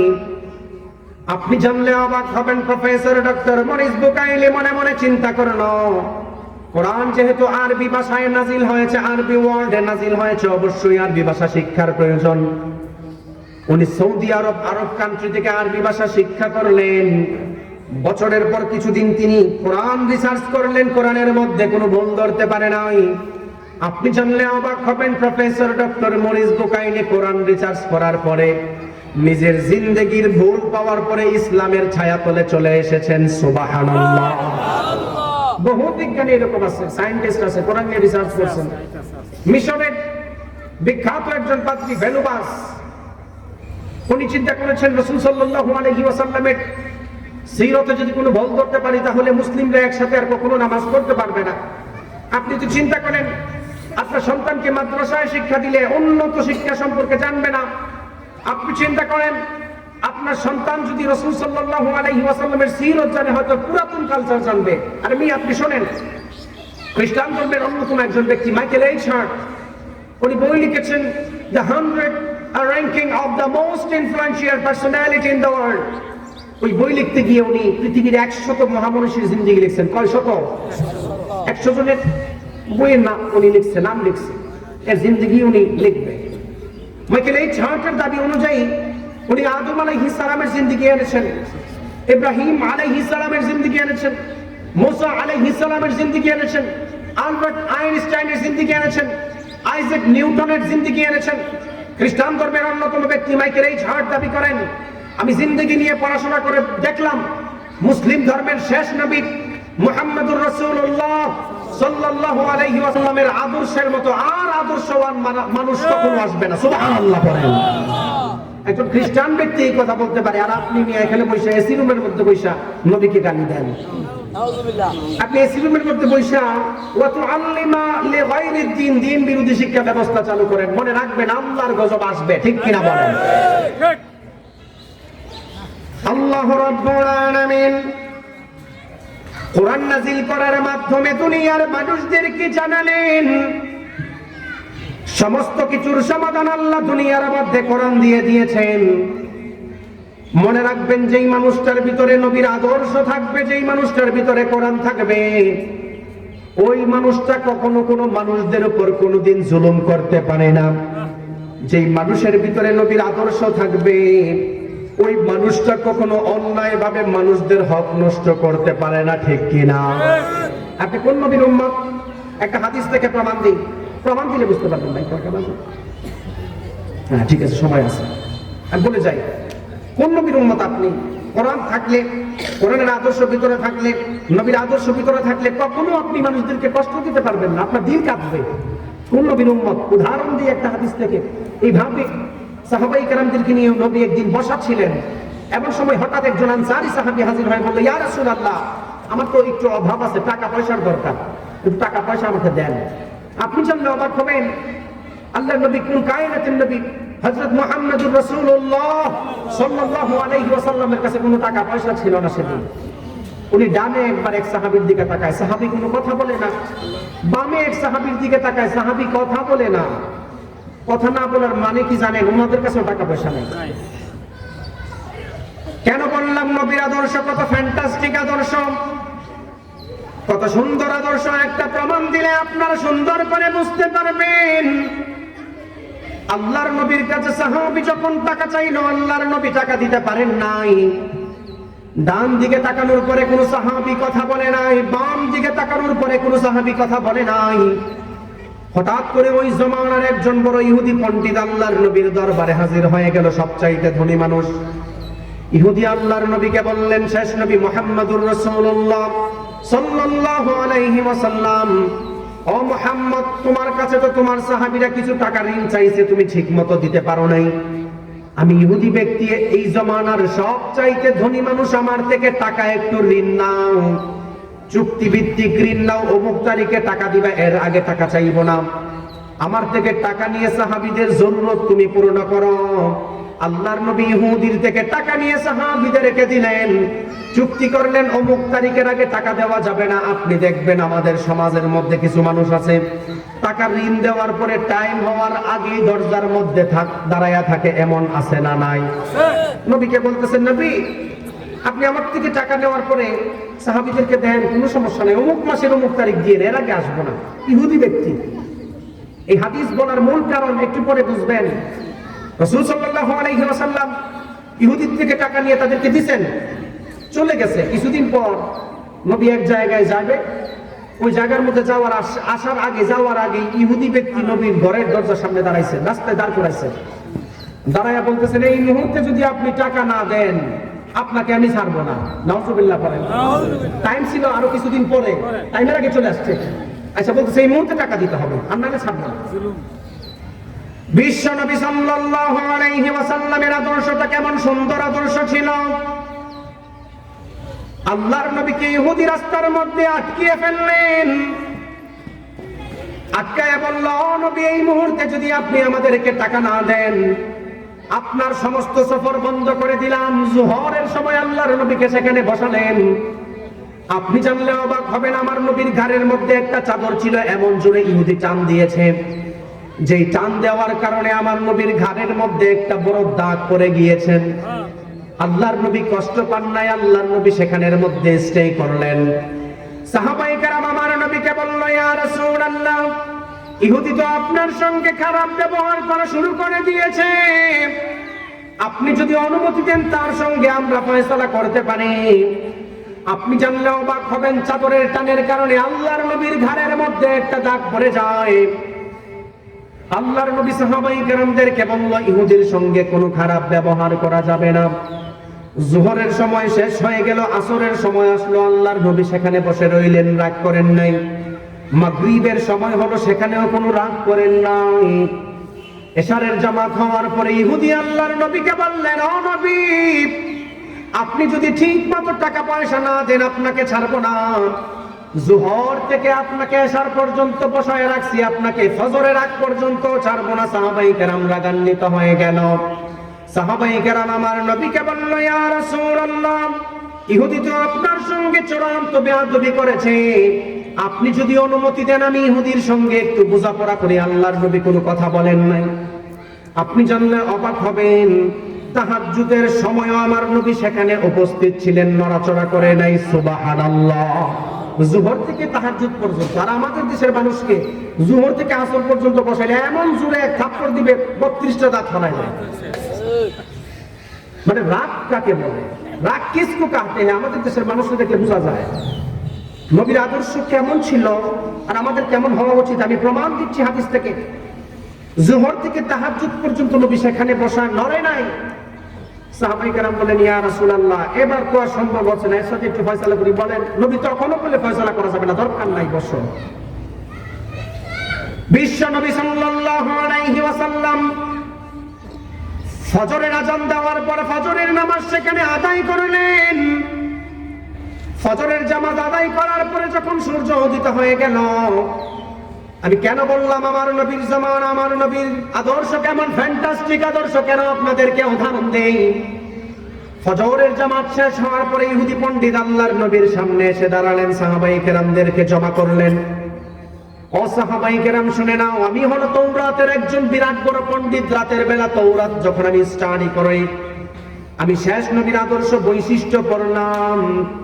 আমি দেখেছি শেষ নবী এমন সুন্দর আদর্শওয়ালা আদর্শওয়ালা নবী হবে, ওনাকে কেউ কষ্ট দিলে এত সহজে উনি রাগ করেন না। ও সাহাবায়ে কেরাম, আমি নবীকে পরীক্ষা করার জন্য এই কাজ করেছি। ও আল্লাহর নবী, আমার উপর রাগ করিয়েন না।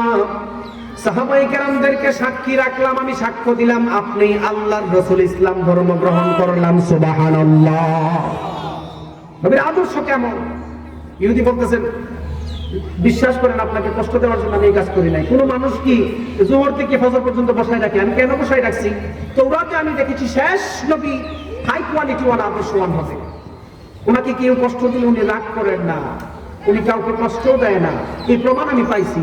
আমি ইহুদি পণ্ডিত, এখানে স্বীকার দিলাম, সাক্ষ্য দিলাম আল্লাহ এক, আল্লাহর রাসূল হিসেবে আপনি সত্য। ঈমান এনেছি, আমার জিন্দেগীর যত টাকা পয়সা আছে 3 লাখ টাকা আমি আল্লাহর রাস্তায় দান করছি। সুবহানাল্লাহ বলেন। নবীর আদর্শ দরকার আছে না নাই? যাদের ভিতরে নবীর আদর্শ নাই, যাদের ভিতরে আল্লাহর কোরআনের বিধান নাই, যাদের কাছে আল্লাহর কোরআন থাকবে না, মনে রাখবেন কবরে যাওয়ার সঙ্গে সঙ্গে আল্লাহ তাআলা আযাব দেওয়া শুরু করবেন। ঠিক কিনা বলেন? 6 দিন পরে নখ খসে যাবে, 9 দিন পর চুল, কবর গাহের সামানে নিতে কইরো না কেউ ভুল। 6 দিন পরে নখ খসে যাবে, 9 দিন পর চুল, কবর গাহের সামানে নিতে কইরো না কেউ ভুল। কবর জায়গা ভালো নয়, আমল দিয়ে কবর গৃহ সাজিয়ে নিতে হয়, আমল দিয়ে কবর গৃহ সাজিয়ে নিতে হয়। 6 দিন পরে নখ খসে যাবে, 9 দিন পর চুল, কবর গাহের সামানে নিতে কইরো না কেউ ভুল। কবর জায়গা ভালো নয়, আমল দিয়ে কবর গৃহ সাজিয়ে নিতে হয়। 17 দিন পেটে পেটে শেষ পোকার খাদ্য হবে, 60 দিন পরে গোশ থাকবে না, কঙ্কাল পরে রবে। 17 দিন পেট ফেটে শেষ পোকার খাদ্য হবে। 60 দিন পরে গোশ থাকবে না, কঙ্কাল পরে রবে। 90 দিন হাড় গুলি সব,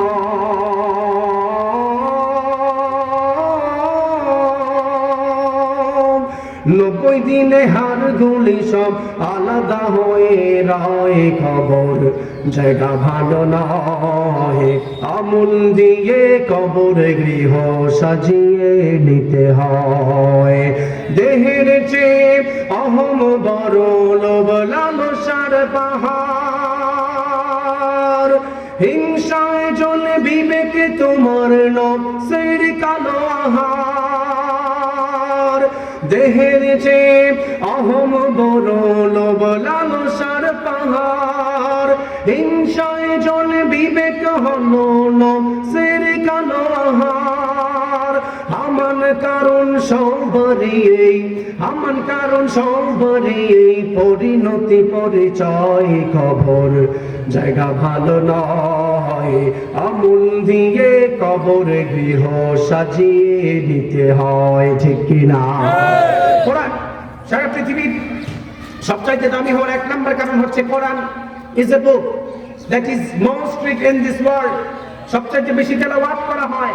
কোরআন সারা পৃথিবীর মধ্যে সবচাইতে দামি হওয়ার অন্যতম কারণ হচ্ছে যে ব্যক্তি তেলাওয়াত করে তারও ভালো লাগে, যে ব্যক্তি তেলাওয়াত শুনে তারও ভালো লাগে। রাসূল সাল্লাল্লাহু আলাইহি ওয়াসাল্লাম ঘোষণা করেন, সাহাবায়ে কেরাম শুনে নাও, উম্মতের মধ্যে যেই সমস্ত মানুষ কোরআন তেলাওয়াত করবে মারা যাওয়ার পরে কোরআন সুপারিশ করবে। সুবহানাল্লাহ। এর অন্যতম আরেকটা কারণ আপনাদেরকে বলেছি, there is no contradiction between the Holy Book, Quran and science. আধুনিক বিজ্ঞানের সঙ্গে কোরআনের কোনো দ্বন্দ্ব নেই। উদাহরণ দিয়েছি, কোরআন এমন এক কিতাব আল্লাহ নাযিল করেছেন, চ্যালেঞ্জ দিয়েছেন, কোরআনে কোনো ভুল ধরা যাবে না, কেউ ধরতে পারে নাই, কিয়ামতের আগেও সম্ভব না। ঠিক কিনা বলেন?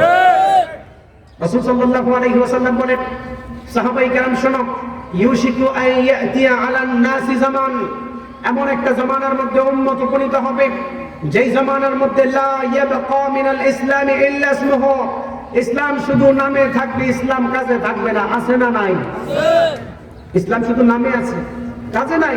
ওয়ালা ইয়াবকা মিনাল কুরআনি ইল্লা রাসমুহু, কোরআন শুধু অক্ষর গুণে থাকবে, মানুষ কোরআন পড়তেও জানবে না, কোরআনের আইনও জানবে না। আপনি সমাজে তাকায় দেখেন, এখন কোরআন শুধু নামে আছে, কেউ মানতে চায় না।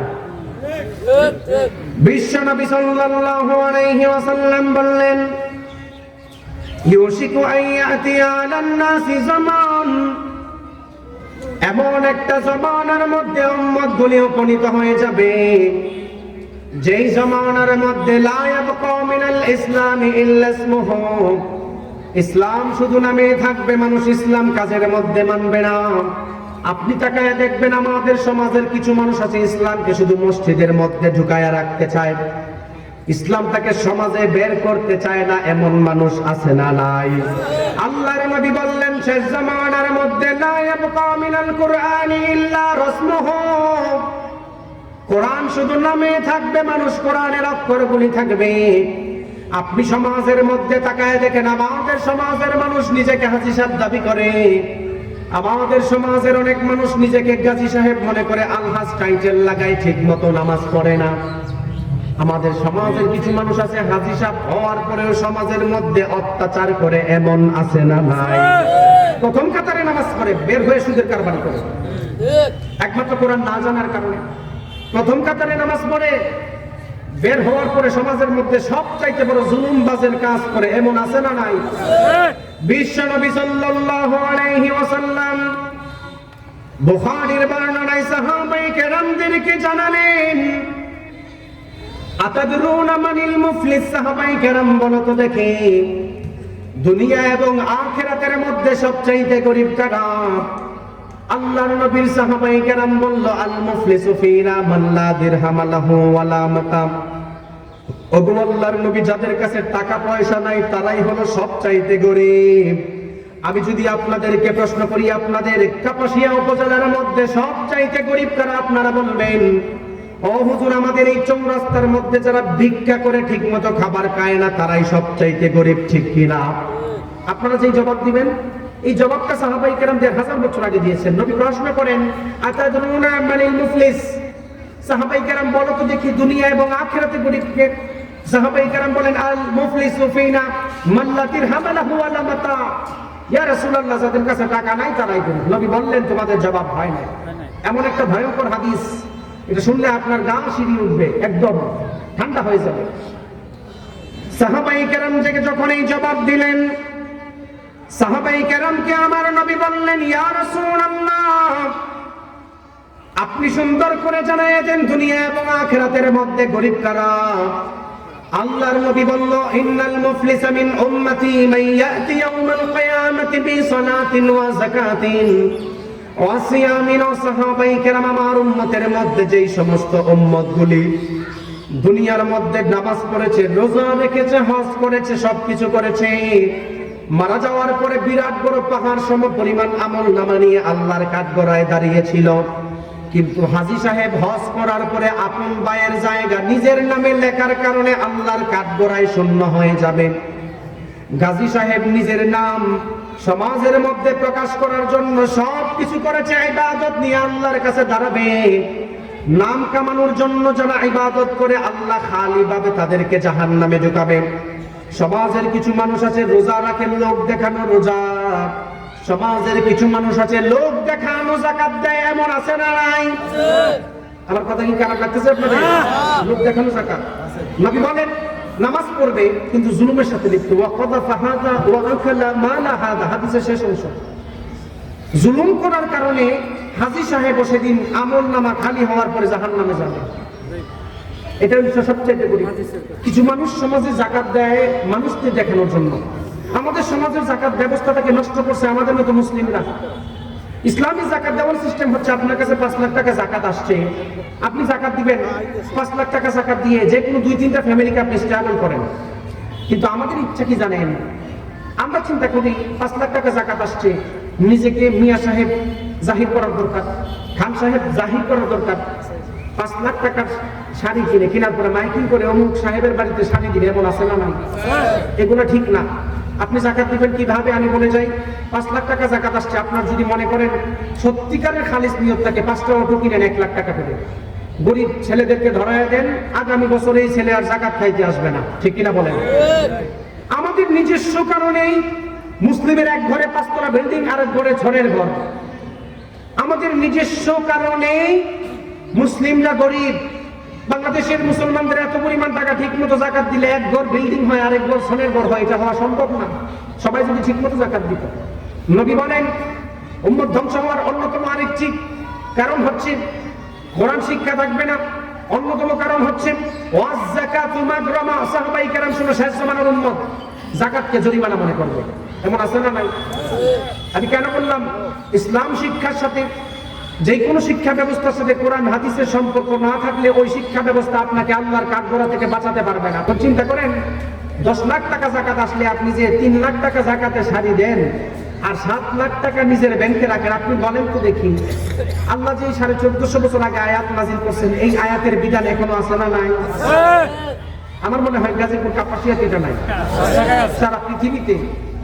আপনি যাকাতকে জরিমানা মনে করবেন, যাকাত নিয়ে ভণ্ডামি করবেন, যেই পরিমাণ টাকা যাকাত আসছে ওই পরিমাণ টাকা না দিয়ে ব্যাংকে ঢুকাবেন, আপনিও মুনাফিকের কাতার নাম লেখাবেন, ঠিক কিনা বলেন? আমাদের যাকাত ব্যবস্থা উন্নত করার দরকার। আমি যেই কথা বলেছিলাম, আমি কোরআনের আজমত, কোরআনকে নিয়ে আমি কথা বলেছিলাম।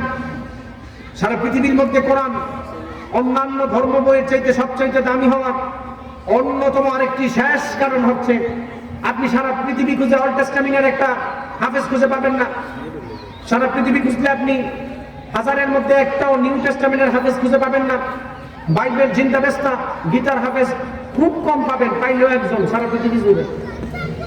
কিন্তু আল্লাহর কোরআনের মর্যাদা ওইটাই, সারা পৃথিবীর আনাচে কোনাচে হাফেজে কোরআনের অভাব নাই, ঠিক কিনা বলেন? আর আমাদের বাংলাদেশের কথা তো বলে লাভ নাই। বাংলাদেশের সিস্টেম, আমাদের বাংলাদেশের হাফেজ সাহেবরা এত ট্যালেন্টেড, তারা বিশ্বের সমস্ত দেশকে পিছনে ফেলায় 1 নম্বর হয়ে আসে। সুবহানাল্লাহ।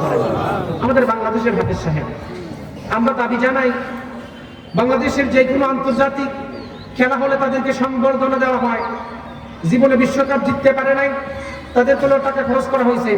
আমাদের একটাই দাবি থাকবে, আন্তর্জাতিকভাবে যারা হাফেজ হয়, সারা বিশ্বের মধ্যে আমাদেরকে রিপ্রেজেন্ট করে বাংলাদেশকে 1 নাম্বার হয়, তাদেরকে আন্তর্জাতিক শুভেচ্ছা দেওয়া দরকার। ঠিক কিনা বলেন? আমার কথা কি খারাপ লাগছে আপনাদের কাছে? বাস্তব কথা বলতেছি। কোরআন সারা পৃথিবীর মধ্যে সবচেয়ে দামি হওয়ার অন্যতম আরেকটি কারণ হচ্ছে এই কোরআন এমন এক কিতাব, অন্য কোনো কিতাব না, কোরআনই একমাত্র কিতাব যে কিতাবের কাছে যেই কেউ আসে তার সম্মান আল্লাহ বাড়িয়ে দেয়। সুবহানাল্লাহ।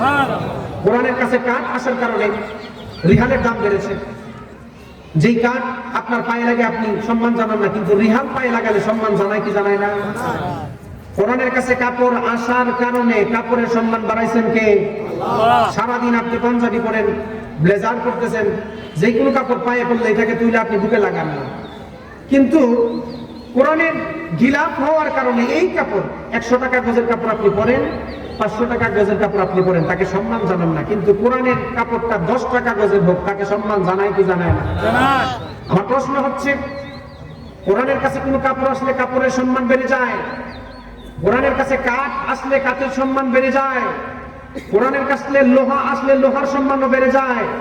কোরআনের কাছে যে কোনো জিনিস আসলে যদি কোরআনের অটোমেটিক ওই জিনিসের সম্মান বাড়ে, আপনার মতো আমার মতো মানুষ যদি কোরআনের সঙ্গে কানেক্ট হয়, সম্মান বাড়বে কি বাড়বে না? আরো বেশি বাড়বে। আল্লাহ তাআলার সৃষ্টির শ্রেষ্ঠ সৃষ্টি আপনি, আল্লাহ তাআলার সৃষ্টির শ্রেষ্ঠ সৃষ্টি আমি। আল্লাহ তাআলা আমাদের জন্য কোরআন নাযিল করেছেন। আল্লাহ বলেছেন, দুনিয়াতে কোনো মানুষ যদি চলাফেরার ক্ষেত্রে কোরআনকে গাইডলাইন মানে, কোরআনকে সফলতার চূড়া মানে, ওই মানুষটা সফলতা অর্জন করবে। সুবহানাল্লাহ বলেন। আমাদের দুনিয়ার মানুষের চিন্তা হচ্ছে, দুনিয়াতে হয়তো সফলতা অর্জন করেছেন in terms of name and fame, মানুষ তাকে চিনে, তা ফেমাস, তাকে মানুষ ভালোবাসে মনে করে সফলতা অর্জন করেছেন। না ভাই, সে সফলতা অর্জন করে নাই। দুনিয়ার ভাষায় সফলতা অর্জন করার দ্বিতীয় নাম্বার মানদণ্ড হচ্ছে in terms of wealth and money. অনেক মানুষ চিন্তা করে টাকা পয়সা হলে হয়তো সফলতা অর্জন করেছে, এটা ভুল কথা। টাকা পয়সা অর্জন করলেই সফলতা অর্জন করা যায় না। তৃতীয় নাম্বার হচ্ছে সমাজের পরিভাষায় ইন টার্মস অফ পাওয়ার, যাদের কাছে ক্ষমতা আছে, রাজনৈতিক পাওয়ার আছে, তারা চিন্তা করে তারা সফলতা অর্জন করেছেন। আপনি জেনে রাখেন, আপনি এটাকে সফলতার মানদণ্ড মনে রাখতে পারেন, কিন্তু আল্লাহ তাআলা জানিয়েছেন যেই সমস্ত মানুষ দুনিয়া থেকে কবরে যাওয়ার পরে হাসরের ময়দানে আমি আল্লাহর আযাব থেকে বেঁচে জান্নাতে যেতে পারে, ওই মানুষটা সফলতা অর্জন করেছেন। সুবহানাল্লাহ বলেন। শুধু টাকা পয়সা হলেই সফলতা অর্জন করছেন এই চিন্তা করিয়েন না। আপনার কাছে আপনার এলাকার মানুষ আপনাকে সম্মান করে, এটা ভালো জিনিস, আল্লাহ প্রদত্ত জিনিস আপনাকে সম্মান করে, কিন্তু আপনি এটা ভাবিয়েন না আপনি কোরআন পড়বেন না আপনি পার পেয়ে যাবেন, সম্ভব না। আপনি ভাবিয়েন না আপনার কাছে রাজনৈতিক ক্ষমতা আছে, আপনি সফলতা অর্জন করেছেন, এটা সম্ভব না।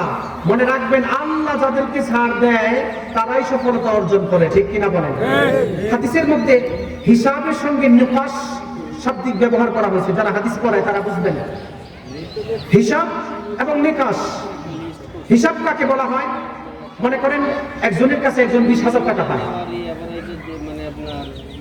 যে ব্যক্তির কাছে একজন টাকা পায়, মনে করেন উনি আমার কাছে, আমি ওনার কাছে টাকা পাই, আমি ওনারে বললাম যে ভাই আপনি আমার কাছে 20,000 টাকা পান, 18,000 টাকা দিছি, 2,000 টাকা আমার ওপরও আল্লাহ রাস্তায় মাফ করে নেন। উনি যদি মাফ করে দেয় এটাকে বলে হিসাব, উনি কোনো হিসাব করে নেন, ছেড়ে দিছে। কিন্তু উনি যদি আমাকে বলে 20,000 থেকে 1 টাকাও যদি হারা যায় দেওয়া যাবে না, ওইটাকে নুকাশ বলে, হিসাব এবং নিকাশ।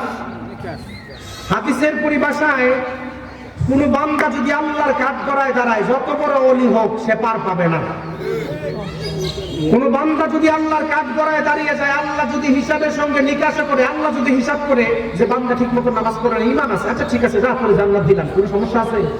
কিন্তু আল্লাহ যদি বান্দার সঙ্গে নিকাশ করা শুরু করে, বান্দা 1 গ্লাস পানির হিসাবও তুমি আমাকে দিতে হবে, এই চিন্তা যদি, এই ধরনের কোন সিস্টেম যদি হয়, নিকাশ করে কোনো মানুষের সাথে, পৃথিবীর যত বড় গৌস হোক, যত বড় কুতুব হোক, যত বড় অলি হোক, যত বড় নেতা হোক, যত বড় যেই হোক, পার পাওয়া সম্ভব নাই। ঠিক কিনা বলেন? উদাহরণ দিই আপনাদেরকে। না, মানুষ তো চিন্তা করে ইবাদত করার পরে ভিতরে অহংকার ঢুকে যায়। আজান হয়েছে নাকি? আচ্ছা, আজান হয়েছে, আমি আলোচনা শেষ করে দিচ্ছি। আমার আলোচনার মূল বিষয় কোরআনের আজমত, কোরআন শিক্ষার গুরুত্ব। কবর জিয়ারতের নিয়তে সবাই একবার সূরা ফাতিহা, 3বার সূরাতুল ইখলাস তেলাওয়াত করে। আউযু বিল্লাহি মিনাশ শাইতানির রাজীম। বিসমিল্লাহির রহমানির রহিম। الحمد لله رب العالمين الرحمن الرحيم مالك يوم الدين إياك نعبد وإياك نستعين اهدنا الصراط المستقيم صراط الذين أنعمت عليهم غير المغضوب عليهم ولا الضالين بسم الله الرحمن الرحيم قل هو الله أحد الله الصمد لم يلد ولم يولد ولم يكن له كفوا أحد بسم الله الرحمن الرحيم قل هو الله أحد الله الصمد لم يلد ولم يولد ولم يكن له كفوا أحد بسم الله الرحمن الرحيم قل هو الله أحد الله الصمد لم يلد ولم يولد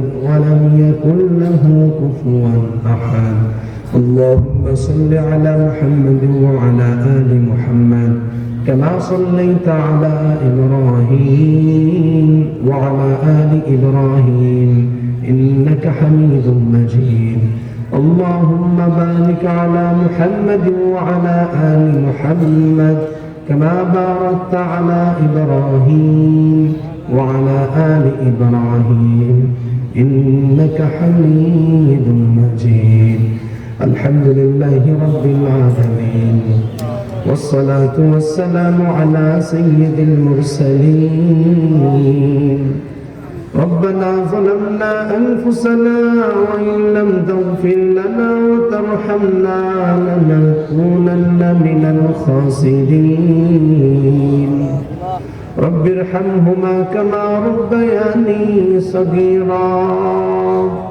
رب ارحمهما كما ربياني صغيرا رب ارحمهما كما ربياني صغيرا أفوز أمري إلى الله إن الله بصير بالعباد اللهم إني ظلمت نفسي ظلما كثيرا ولا يغفر الذنوب إلا أنت فاغفر لي مغفرة من عندك وارحمني إنك أنت الغفور الرحيم إنك أنت الغفور الرحيم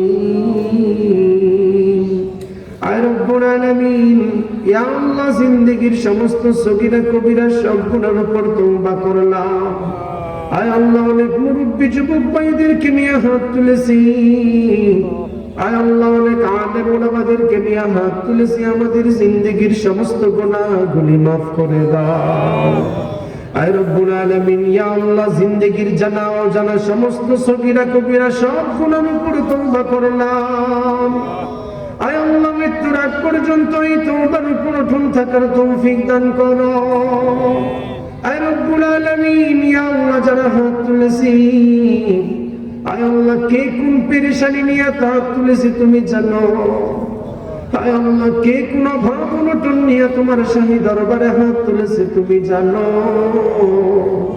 আয় আল্লাহ দয়া করে তুমি আমাদের জিন্দেগীর সমস্ত অভাব অনটন তুমি দূর করে দাও আয় রব্বুল আলামিন ইয়া আল্লাহ আমরা যারা অসুস্থ বিমারীদেরকে নিয়ে হাত তুলেছি ও মালিক শিফায়ে কামেলা আজেলা দান করো আয় রব্বুল আলামিন ইয়া আল্লাহ যারা হাত তুলেছি আমাদের যাদের আত্মীয় স্বজন অন্ধকার কবরে আছে তাদেরকে তুমি মাফ করে দাও আরে রব্বুল আলামিন ইয়া আল্লাহ যেই উদ্দেশ্যে আজকের এই দোয়ার মাহফিল আয়োজন করা হয়েছে ইয়া আল্লাহ সাহেব দাওয়াত সহ আমরা যারা হাত তুলেছি আমাদেরকে তুমি কবুল করে নাও আয় রব্বুল আলামিন ইয়া আল্লাহ অনেকে হাত তুলেছে জানি না কার মা বাবা দুনিয়াতে নাই আয় আল্লাহ জানি না কবরে কোন হালতে আছে তাদেরকে মাফ করে দিয়ে জান্নাতুল ফিরদাউস দান করো আয় আল্লাহ যাদের আত্মীয় স্বজন অন্ধকার কবরে আছে তাদেরকে মাফ করে দিয়ে জান্নাতুল ফিরদাউস দান করো আয় রব্বুল আলামিন অনেক মেয়ে পুরুষ সহ আমরা হাত তুলেছি ও মালিক যারা হাত তুলেছি আমাদেরকে ইসলামের উপর চলার তৌফিক দান করো ও মালিক, বিশেষ করে হাফিজুল হক চৌধুরী আইয়ুব মিয়া ভাইয়ের উপর তুমি রহমত বর্ষণ করো। হে আল্লাহ, অনেক কষ্ট করে তোমার বান্দা 21 বছর যাবত এই তাফসীর করাইতেছে। হায় আল্লাহ, সমস্ত মুর্দে গানের জন্য দোয়া করাইতেছে। ইয়া আল্লাহ, তুমি তোমার বান্দাকে তুমি কবুল করে নাও। আয় রব্বুল আলামিন, ইয়া আল্লাহ, আমরা যারা হাত তুলেছি, ও মালিক, আমাদেরকে তোমার ঘর জিয়ারত করার তৌফিক দান করো। আয় আল্লাহ, যাদের তৌফিক নাই, ও মালিক, হজ করার তৌফিক দান করো। আয় আল্লাহ, যাদের হজ করার তৌফিক আছে, তুমি তাদেরকে কবুল করে নাও। আয় রব্বুল আলামিন, ইয়া আল্লাহ, ও মালিক, আমাদেরকে নবীর রওজা না দেখায়া দুনিয়া থেকে নিও না। আয় আল্লাহ, যারা হাত তুলেছি, মেয়ে পুরুষ সহ যারা হাত তুলেছি, আমাদেরকে জিন্দেগিতে একবার হলেও নবীর রওজা জিয়ারত করার তৌফিক দান করো। আয় আল্লাহ, এক যুবক ভাই অনেক দিন ধরে অসুস্থ বিমার অবস্থায় ভুগতেছেন। ও মালিক, তুমি ওই যুবক ভাইকে তুমি শিফায়ে কামিলা আজলা দান করো। আয় রব্বুল আলামিন, ইয়া আল্লাহ, এই পুরা গাজীপুর এলাকার উপর তুমি রহমত বর্ষণ করো। আয় রব্বুল আলামিন, ইয়া আল্লাহ, আমার হেলাল মাস্টারের ছেলে অসুস্থ বিমার অবস্থা। আয় আল্লাহ, দোয়া চেয়েছিল, সুস্থ অবস্থায় হসপিটালের বিছানায় আছে। ও মালিক, তুমি তোমার কুদরতি হাত দিয়ে তুমি তাকে শিফায়ে কামিলা আজলা দান করো। আয় রব্বুল আলামিন, ইয়া আল্লাহ, পুরা বিশ্বের মুসলিমদেরকে তুমি হেফাজত করো। ও মালিক, পুরা বিশ্বের মুসলিমদের উপর তুমি রহমত বর্ষণ করো।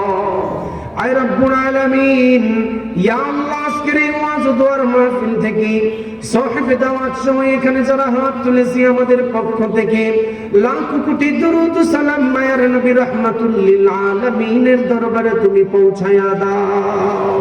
আয় রব্বুল আলামিন, শেষ কথা, ও মালিক, গুনাহের কারণে তুমি আমাদেরকে দূরে ঠেলায়া দিও না। আয় আল্লাহ, অনেক সাদাদারিওয়ালা মুরব্বিদেরকে নিয়ে হাত তুলেছি। আয় আল্লাহ, অনেক উলামায়ে কেরাম তালেবে ইলমদেরকে নিয়ে হাত তুলেছি। আয় আল্লাহ, দয়া করে তুমি আজকে আমাদের কাউকে খালি হাতে ফিরাইয়া দিও না। আয় আল্লাহ, যারা আল্লাহ আমরা ইসলামের পথে চলেছে, আল্লাহ, যারা এখানে আছে সবাইকে তুমি ইসলামের পথের জন্য তুমি কবুল করে নাও। আয় আল্লাহ, শেষ কথা, নবী রাসূল সাহাবায়ে কেরাম তাবেঈন যেই রাস্তায় চলেছেন সেই রাস্তায় আমাদেরকে রাখিও। ফিরআউন, হামান, নমরুদ যেই রাস্তায় চলেছেন সেই রাস্তায় চলায়ও না। ওয়া সাল্লাল্লাহু তাআলা আলা খায়রি খালকিহি মুহাম্মাদিন ওয়া আলিহি ওয়া আসহাবিহি আজমাইন। আমিন আমিন বিরহমাতিকা ইয়া আরহামার রাহিমিন। আসসালামু আলাইকুম।